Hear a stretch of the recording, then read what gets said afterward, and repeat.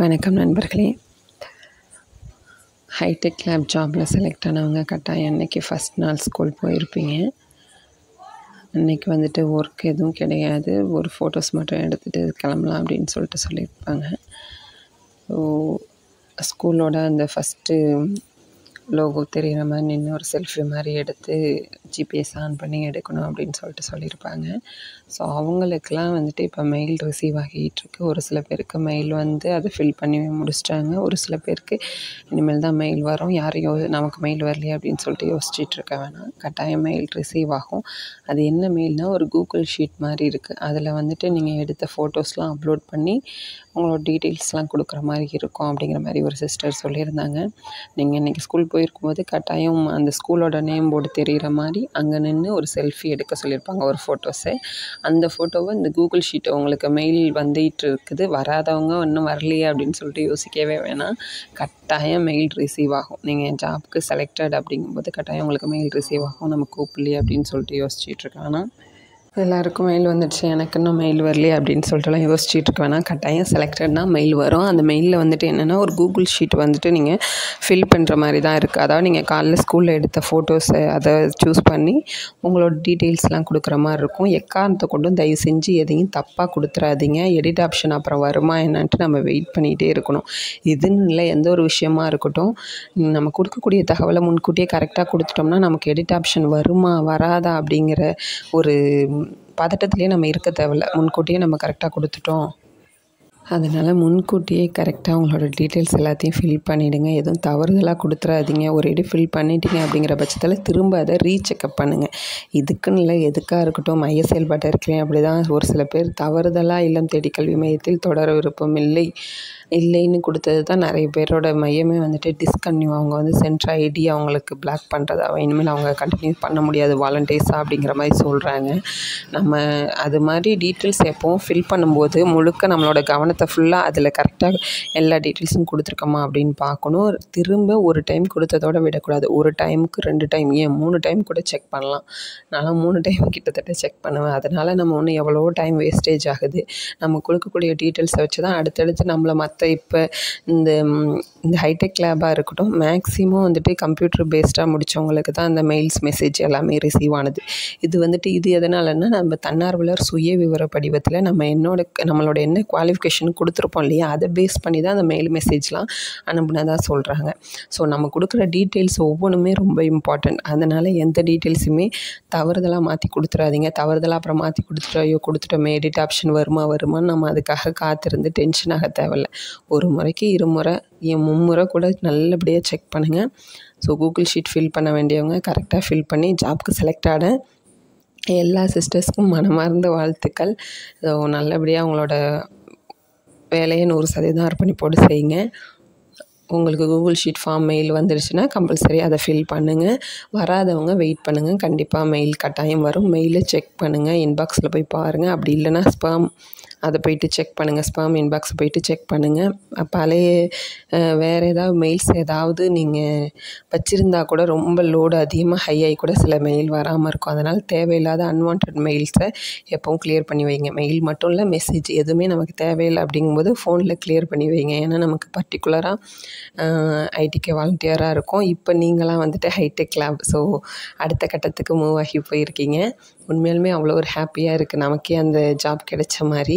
ஏன்னா நம்மள மாதிரி எல்லாருமே வாலண்டியராக இருந்து போயிருக்காங்க அப்படிங்கும்போது அந்த வேலை நமக்கே கிடைச்ச ஒரு ப்ரௌட் இருக்குது. அது ஏன்னு தெரியல.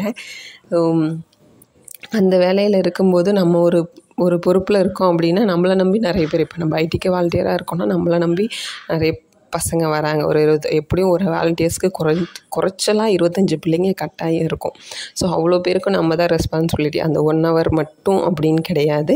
அந்த குழந்தைங்க படிக்குதா இல்லையா அப்படிங்கிறதுக்கு எப்படி காலைல ஸ்கூலுக்கு போய்ட்டு ஈவினிங் பிள்ளைங்க வர வரையும் டீச்சர்ஸோட பொறுப்போ, அதே மாதிரி ஈவினிங் முழுக்க நம்மளோட பொறுப்பு தான்.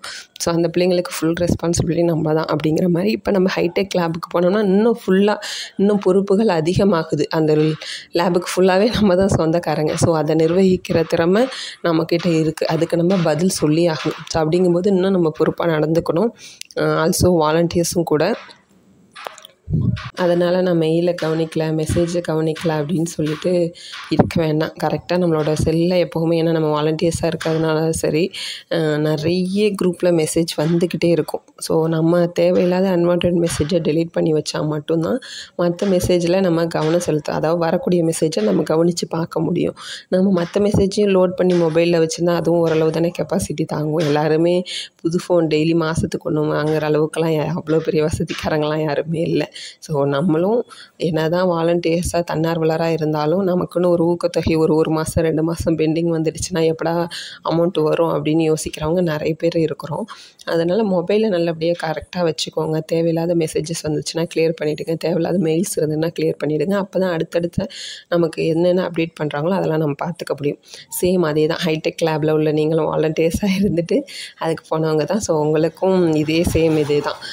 கரெக்டாக உங்களோட இன்னும் உங்களுக்கு பொறுப்புகள் கூடுமானது அதிகமாகியிருக்கு. அதனால் ஒரு ஸ்கூலையே நிர்வகிக்கிறது உண்டான கெப்பாசிட்டி உங்களை நம்பி கொடுத்துருக்காங்க. ஸோ அப்படிங்கும்போது இன்னும் ரெஸ்பான்சிபிலிட்டியாக இருங்க. தேவையில்லாத மொபைல்ஸில் அந்த மெசேஜ் மெயில்ஸ் எல்லாத்தையும் டெலீட் பண்ணி வச்சுக்கோங்க. அப்பப்போ தான் உங்களுக்கு டெய்லி மேபி இனிமேல் குரூப்பு தனியாக ஃபார்ம் பண்ணலாம். நிறைய இன்ஸ்ட்ரக்ஷன் ஸ்கூல்லேருந்து உங்களுக்கு வர்றது எல்லாத்தையும் மொபைல் மூலியமாக தான் கான்டாக்ட் பண்ணுவாங்க. அதனால் மொபைலில் தேவையில்லாத விஷயங்களை எப்போவும் அன்வான்டாக உள்ளதை டெலீட் பண்ணி வச்சுக்கோங்க. ஏன் நான் மொபைலை பற்றி சொல்கிறேன் அப்படின்னா, இது இவ்வளோ பெருசாக சொல்கிறதுக்கு ஒன்றுமே இல்லை அப்படின்னு யோசிக்கலாம். ஆனால் இதெல்லாம் செய்கிறாங்க ஒரு சில பேர். தவறுதலாக வந்துட்டு நான் வந்த மெசேஜை கவனிக்கலை, நான் வந்த மெயிலில் பார்க்கல. நீங்கள் கமெண்ட் செக்ஷனை போய் பார்த்தாவே தெரியும். எனக்கு மெயில் வந்திருக்கு, நான் கவனிக்கல, லிங்க் ஓப்பன் பண்ணி பார்க்குறேன், டைம் முடிஞ்சிடுச்சு, எனக்கு ஓப்பனே ஆகலை அப்படின்னு சொல்கிறாங்க. நமக்கு வாய்ப்புங்கிறது எப்போயோ ஒரு முறை தான் கிடைக்கிது. ஸோ அதை நம்மளோட சின்ன ஒரு கவனக்குறைவால் அதை நம்ம மிஸ் பண்ணக்கூடாது இல்லையா? அதுக்காக தான் அதை பற்றின இவ்வளோ விளக்கம். ஸோ மொபைலை கரெக்டாக வச்சுக்கோங்க. நம்ம பார்க்குற வேலை சின்னதோ பெருசோ அந்த வேலையில் 100% அர்ப்பணிப்பு உணர்வோடு செய்யணும். அதை ரொம்ப லவ் பண்ணணும். அப்படிங்கும்போது அந்த வேலையே நம்மளை முன்னேற்ற பாதையில் கண்டிப்பாக கொண்டு போகும். நமக்கு தேவையானது கட்டாயம் அதுவே கொடுக்கும்.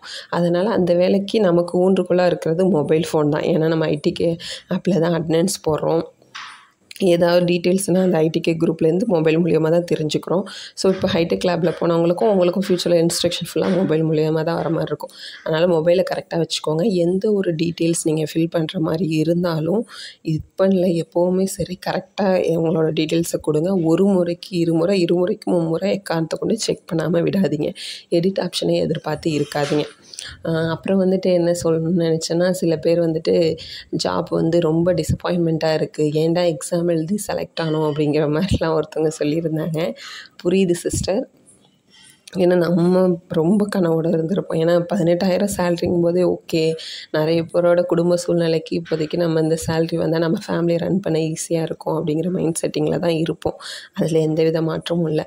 பட் அங்கே போய்ட்டு 10,000 தான் சேலரி, அது 9,500 சம்திங் தான் சொன்னாங்க அந்த சிஸ்டர். ஸோ அவ்வளோதான் கையில் கிடைக்கும், மீதியெல்லாம் பிடித்தம் அப்படின்னு சொல்லும்போது நமக்கு மனசளவில் என்னடா இது அப்படிங்கிற மாதிரி தான் இருக்கும். ஏன்னா நம்ம ஒன்று எதிர்பார்த்து போகிறோம், அங்கே அது கிடைக்கல அப்படிங்கும்போது உண்மையாலுமே மனசுக்கு கஷ்டமாக தான் இருக்கும். ஆனால் ஒரு விஷயத்தை நீங்கள் புரிஞ்சுக்கணும்.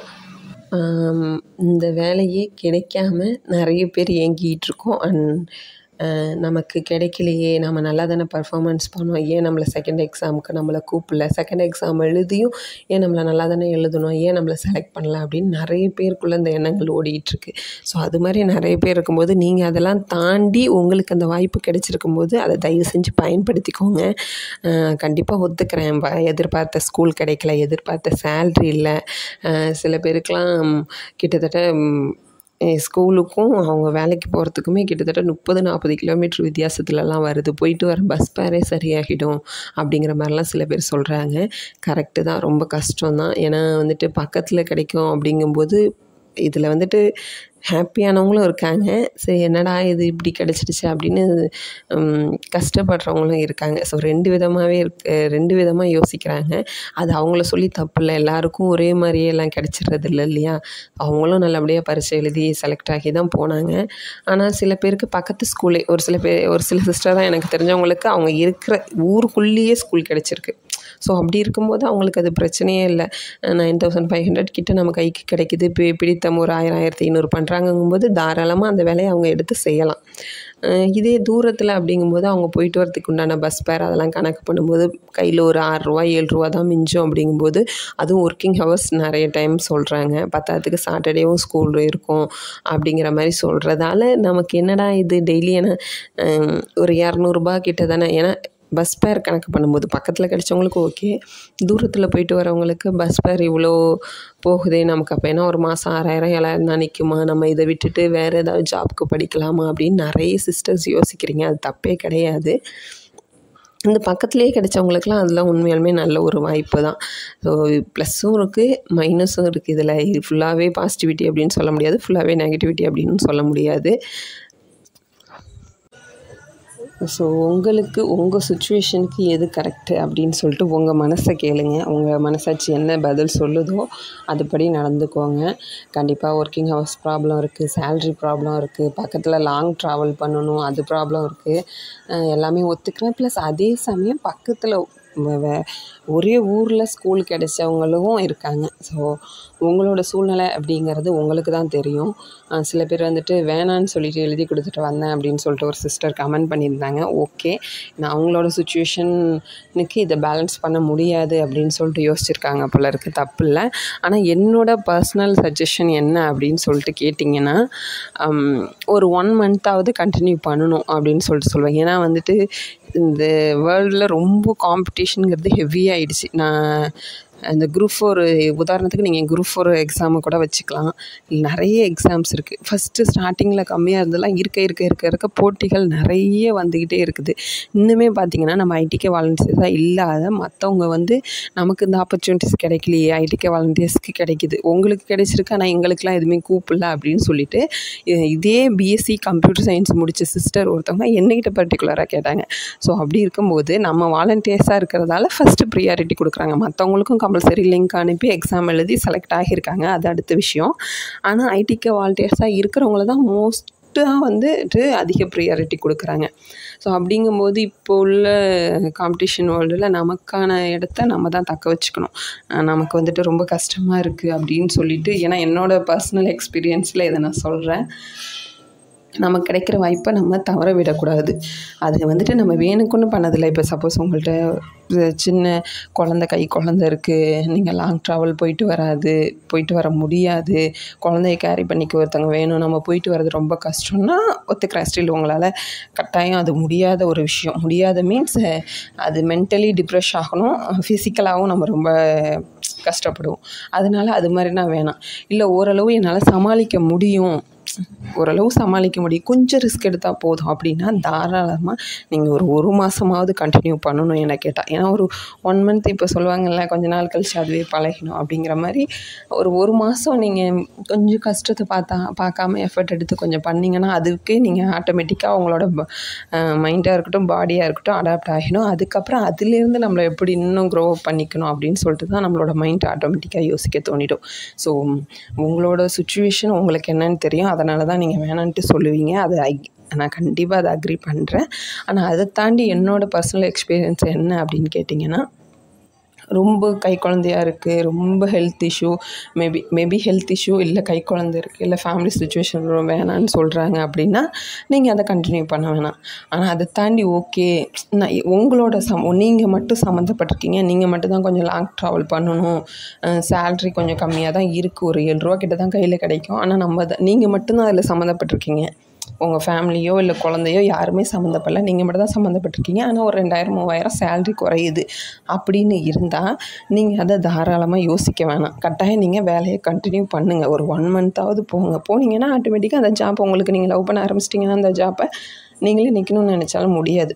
அதனால் உங்களால் முடியும் அப்படின்னா கட்டாயம் அந்த வேலையை கண்டினியூ பண்ணுங்கள், வேணான்னு சொல்லிட்டு சொல்லாதீங்க. இங்கே வாய்ப்பு கிடைக்காம நிறைய பேர் இருக்காங்க, அதை மனசில் வச்சுக்கோங்க. அதுக்காக ரொம்ப கஷ்டப்பட்டோம் அந்த வேலையை நீங்கள் வருத்திக்கிட்டு செய்யணுங்கிறதும் இல்லை. உங்களோட சுச்சுவேஷன் என்னென்னு உங்களுக்கு தெரியும். ஸோ என்னோடய சஜஷனை எனக்கு தோணதான் நான் சொன்னேன். ஸோ உங்களோட சுச்சுவேஷன் எப்படியோ அதுக்கேற்ற மாதிரி பிளான் பண்ணிக்கோங்க. வராதவங்க, வேலை கிடைக்காதவங்கலாம் டோன்ட் வரி, கண்டிப்பாக ஃபீல் பண்ணாதீங்க. நான் இதை தான் திரும்ப திரும்ப சொல்கிறேன். இந்த வேலை இல்லைன்னா அடுத்த வேலை. ஸோ நமக்கு நிறைய வாய்ப்பு வாய்ப்புகள் காத்துக்கிட்டு இருக்கிறது. நிறைய ஜாப் ஆப்பர்ச்சுனிட்டிஸ் ஏன்னா பள்ளிக்கல்வித்துறைக்குன்னே பல லட்சம் கோடி ரூபாய் ஒதுக்கியிருக்காங்க. அப்படிங்கும்போது நிறைய ஜாப்க்கு நம்மளை செலக்ட் பண்ணுவாங்க. ஸோ அதனால் யாரும் எதையும் யோசித்து கவலைப்பட்டுட்டு இருக்க வேணாம். அடுத்தடுத்து இன்னும் நம்மளை எப்படி க்ரோ பண்ணிக்கணுமோ அதில் மட்டும் கவனம் செலுத்துங்க. உங்கள் ஃப்ரெண்ட்ஸ் அண்ட் ஃபேமிலியில் யாராவது ஐடிக்கு வாலண்டியர்ஸாக இருந்தாங்க, ஹைடெக் லேபில் ஜாயின் பண்ணியிருக்காங்கன்னா அவங்களுக்கு இந்த வீடியோவை ஷேர் பண்ணுங்கள். வீடியோ பிடிச்சிருந்தால் லைக் பண்ணுங்கள். இந்த சேனலை சப்ஸ்கிரைப் பண்ணி வச்சுக்கோங்க. ஃப்யூச்சரில் நிறைய ஐடிக்கு சம்மந்தமான அப்டேட் கண்டிப்பாக கொடுத்துக்கிட்டே இருப்பேன். நன்றி, வணக்கம். மறக்காமல் வீடியோக்கு லைக் கொடுத்துருங்க. தேங்க்யூ.